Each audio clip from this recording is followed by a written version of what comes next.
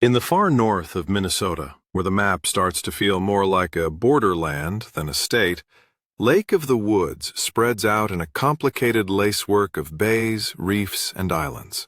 It is one of the largest lakes in the United States by surface area, and one of the most geographically intricate. More than 14,000 islands scatter across its waters, and the shoreline is so fractured that distances on a map can be misleading. In summer, it's a boater's maze. In winter, it becomes something else entirely. An enormous, living plain of ice where roads appear, villages of fishing houses rise overnight, and the old northern habit of making a season out of hardship turns into a kind of art. Ice fishing on Lake of the Woods isn't a novelty or a side activity. It's a winter economy, a regional tradition, and for many visitors, the most accessible way to experience a lake that can feel intimidatingly vast in open water. The lake sits partly in Minnesota, partly in Ontario, and it even touches Manitoba. That international geography has shaped its story for centuries. Long before plowed ice roads and GPS map chips, this was a travel corridor for indigenous nations, especially the Anishinaabe, Ojibwe, who knew these waters intimately, its currents, winds, and seasonal rhythms. Later came French and British fur traders, moving through the region's waterways, and eventually surveyors and diplomats. Lake of the Woods is tied to one of the more peculiar border stories in North America.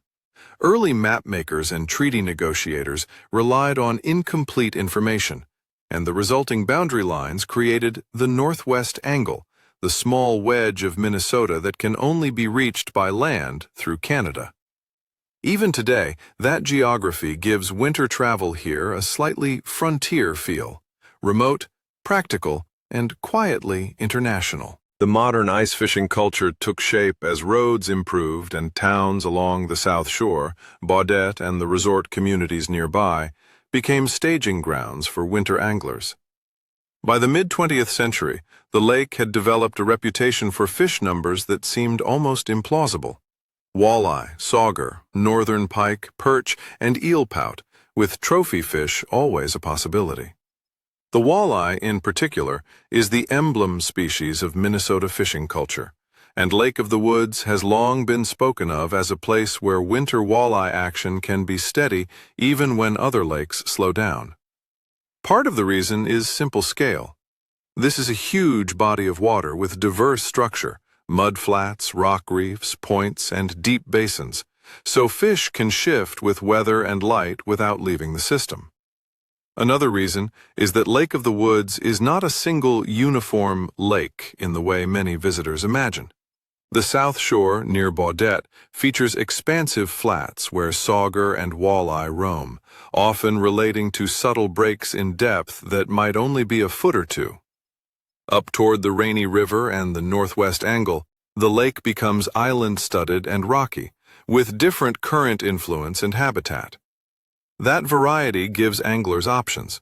If a bite changes, the lake offers somewhere else to look.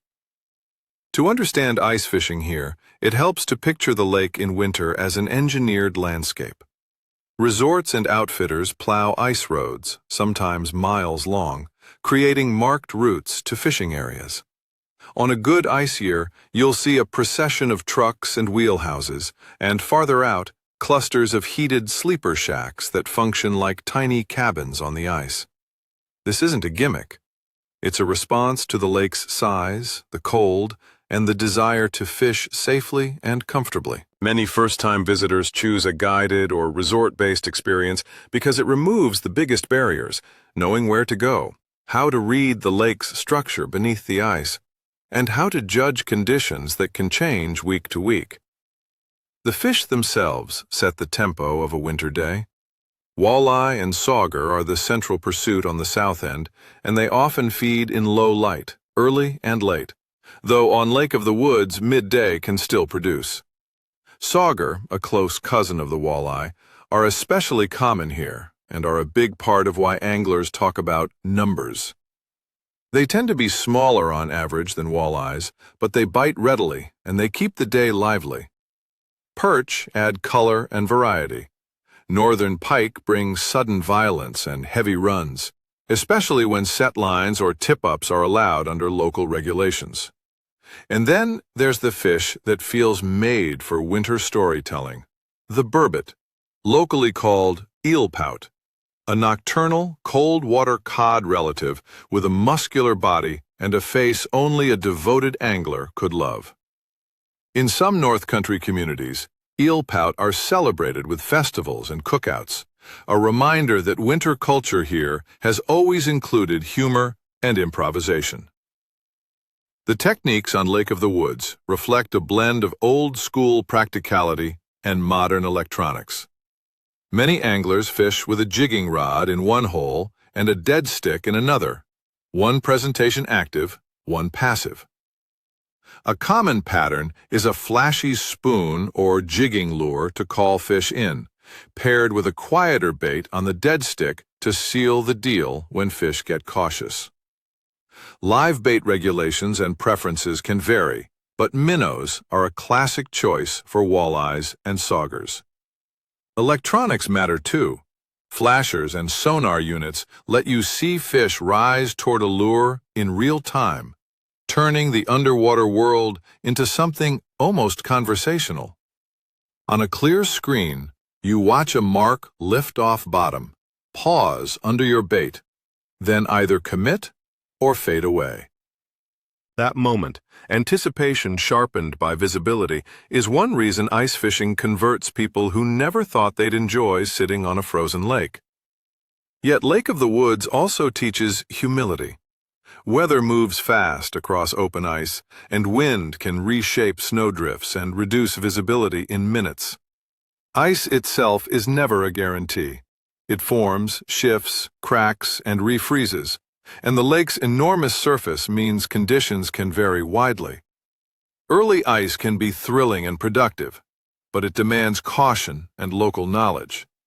Later in the season, ice roads may extend farther, but spring approaches with its own risks, warming temperatures, pressure ridges, and changing shorelines. The safest approach for visitors is to treat ice travel like backcountry travel. Rely on current local reports, follow marked roads, carry safety gear, and respect closures. Resorts and local bait shops are not just businesses here. They function as information hubs, the modern version of the old winter grapevine. For a visitor planning a trip, the most important practical decision is whether to go fully independent or to lean on the local infrastructure. A resort-based trip typically includes transportation on plowed roads, a heated fish house, and advice tailored to that week's bite. It's a straightforward way to experience the lake without learning every hard lesson firsthand. Independent anglers can do well, but they need to be prepared for long distances, quickly changing conditions, and the reality that a spot on Lake of the Woods can be a moving target. The lake is famous, which means it can draw crowds during peak periods, especially on weekends. Yet its size usually allows room to spread out, another advantage of fishing a water body that feels more like an inland sea. Timing matters. Midwinter often offers stable ice and consistent fishing, and many anglers aim for that stretch when the system has settled into its cold season pattern. But there are other seasonal highlights. Early ice can bring aggressive fish in shallower zones, while late winter can produce strong bites as daylight lengthens. The Rainy River area, connected to the lake, is also known for spring walleye runs in open water season, and that broader seasonal cycle is part of what makes this region a year-round fishing destination rather than a single-event trip. The human landscape around the lake is part of the experience. Baudette, often called the walleye capital of the world, is a small town with a big fishing identity, and the surrounding resorts form a network of winter hospitality. Bait shops that double as story exchanges, diners where weather and fishing reports are spoken in the same sentence, and plowed parking areas that feel like trailheads to a frozen wilderness. Up at the northwest angle, the remoteness is more pronounced. It's a place where the border is not an abstract line, but a lived reality, and where the lake's islands create sheltered pockets and dramatic scenery even in winter, when trees stand black against snow and the sky seems to take up most of the world. A few details help visitors appreciate what they're standing on. Lake of the Woods drains northward through the Winnipeg River system toward Hudson Bay, a reminder that this is part of a vast continental watershed. Its waters have supported travel and trade for centuries, and winter travel on ice, by foot, sled, and later snowmobile, has long been part of northern life. Today's heated ice houses and plowed roads are modern expressions of an older pattern, adapting to winter not by retreating indoors, but by building a way to live outside in it. There's also a conservation story beneath the fun. The lake's fisheries are managed through regulations that can include slot limits and possession rules designed to protect breeding-age fish and sustain the population. Responsible anglers pay attention to those rules, handle fish carefully when releasing, and recognize that a lake with this reputation stays productive only through a mix of natural resilience, good management, and community buy-in. On Lake of the Woods, that ethic is often practical rather than preachy. Locals want the fishery to remain strong because the winter economy depends on it. For someone arriving for the first time, the most memorable moment may not be the first fish, but the first sense of scale. You step out onto the ice and realize the horizon is too far to hold in your mind. Trucks shrink in the distance. A line of plowed road vanishes into white. Then you enter a warm fish house, drill or fish through a clean, round hole, and watch on sonar as a mark lifts off bottom. The lake becomes intimate again.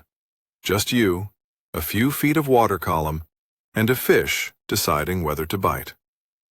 That tension between immensity and closeness is the signature of ice fishing on Lake of the Woods. It is a place where geography shaped history, where winter became a culture rather than a pause, and where visitors can participate in a tradition that feels both rugged and surprisingly comfortable. Come prepared for cold and wind, come ready to listen to local knowledge, and come with enough curiosity to appreciate more than the catch. The fish are the headline, but the lasting impression is the lake itself, vast, border-crossing, and alive under the ice.